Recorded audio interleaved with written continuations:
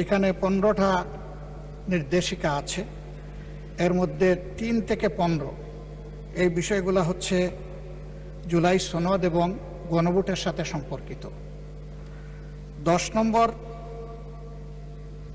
এই অর্ডারের 10 নম্বর বিষয়টা উল্লেখ করা হয়েছে পরিষদের অধিবেশন আহ্বান, কোরাম, ভোটদান ইত্যাদি সংসদ নির্বাচনের ফল ঘোষিত হওয়ার 30 পঞ্জিকা দিবসের মধ্যে যে পদ্ধতিতে জাতীয় সংসদের প্রথম অধিবেশন আহ্বান করা হইবে অনুরূপ পদ্ধতিতে পরিষদের প্রথম অধিবেশন আহ্বান করা হইবে।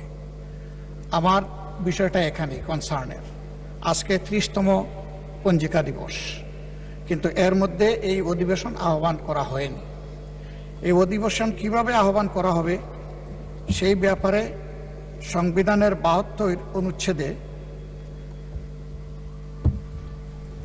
নির্দেশিকা রয়েছে।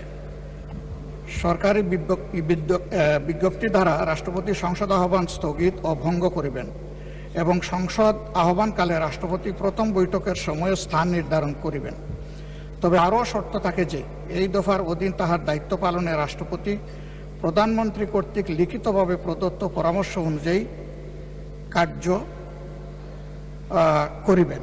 উদয় সম্পন্ন করার কথা ছিল। এখন আমরা ধরে নিচ্ছি নিশ্চয়ই মাননীয় প্রধানমন্ত্রীর লিখিত পরামর্শের কারণেই রাষ্ট্রপতি এই সভা আহ্বান করেছেন। এবং এইখানে বাকি যে অর্ডারগুলো আছে সেই জায়গায় পরিষ্কার বলা হয়েছে যে পদ্ধতিতে সংসদের প্রথম অধিবেশন আহ্বান করা হবে ঠিক একই পদ্ধতিতে সংবিধান সংস্কার পরিষদেরও সভা আহ্বান করা হবে। 2টা বুথে যারা নির্বাচিত হবেন তাদের ব্যাপারে এখানে আমি আগেই উল্লেখ করেছি 3 থেকে 15 পর্যন্ত বিস্তারিত তাদের দায়িত্ব এবং অধিকার সম্পর্কে কথা বলা হয়েছে। 3 নম্বরে বলা হয়েছে জুলাই জাতীয় সনদে অন্তর্ভুক্ত সংবিধান সংস্কার বিষয়ে গণভোট। জনগণের সার্বভৌম ক্ষমতা প্রয়োগের উদ্দেশ্যে এই আদেশ এবং জুলাই জাতীয় সনদের সংবিধান সংস্কার সম্পর্কিত অংশ গণভোটে উপস্থাপন করা হবে। 4 নম্বরে বলা হয়েছে গণভোটে নিম্নরূপ প্রশ্ন উপস্থাপন করা হবে। যে 4টা প্রশ্ন ব্যালটের মধ্যে ছিল সেটা আর আমি উল্লেখ করতে যাচ্ছি না।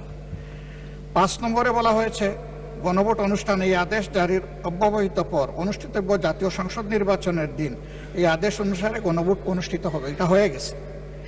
এবং গণভোটে যারা ভোট প্রয়োগ করেছেন তাদের মধ্যে প্রায় 70% মানুষ হায়ের পক্ষে ভোট দিয়ে তারা সংস্কারের পক্ষে রায় দিয়েছেন। 6 নম্বরে গণভোট অনুষ্ঠানের জন্য আইন প্রণয়ন। গণভোট অনুষ্ঠানের লক্ষ্যে নির্বাচন কমিশন কর্তৃক প্রয়োজনীয় ব্যবস্থা গ্রহণের উদ্দেশ্যে যথোপযুক্ত আইন প্রণয়ন করা হবে। এটাও হয়ে গেছে।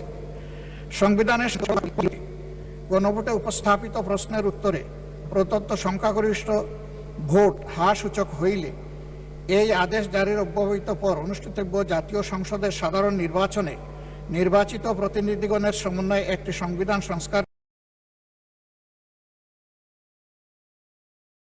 পরিষদ গঠিত হইবে। মাননীয় স্পিকার, এটি হয়নি এবং এর সময়সীমা আজকে শেষ। যাহা সংবিধান সংস্কার বিষয়ে সকল ক্ষমতা প্রয়োগ করিতে পারিবে। খ, উক্ত নির্বাচনে নির্বাচিত প্রতিনিধিগণ একসাথে জাতীয় সংসদের সদস্য হিসাবে এবং এই আদেশ অনুসারে সংবিধান সংস্কার পরিষদের সদস্য হিসাবে দায়িত্ব পালন করিবেন। এই সুযোগ আমরা পেতে চাই। পরিষদ উহার প্রথম অধিবেশন শুরুর তারিখ হইতে 180 কার্য দিবসের মধ্যে জুলাই জাতীয় সনদ এবং গণভোটের ফলাফল অনুসারে সংবিধান সংস্কার সম্পন্ন করিবে এবং তা সম্পন্ন করিবার পর পরিষদের কার্যক্রম সমাপ্ত হইবে। শুরুই হোক আগে, তারপরে সমাপ্ত। পরিষদের কর্মধারায় অংশগ্রহণের সময় নির্বাচিত প্রতিনিধিগণ পরিষদ সদস্য হিসাবে অভিহিত হইবেন। মানে 2টা ক্যাপাসিটিতে আমরা এখানে নির্বাচিত হয়েছি, 2টা বুথের মাধ্যমে, আলাদা আলাদা বুথ।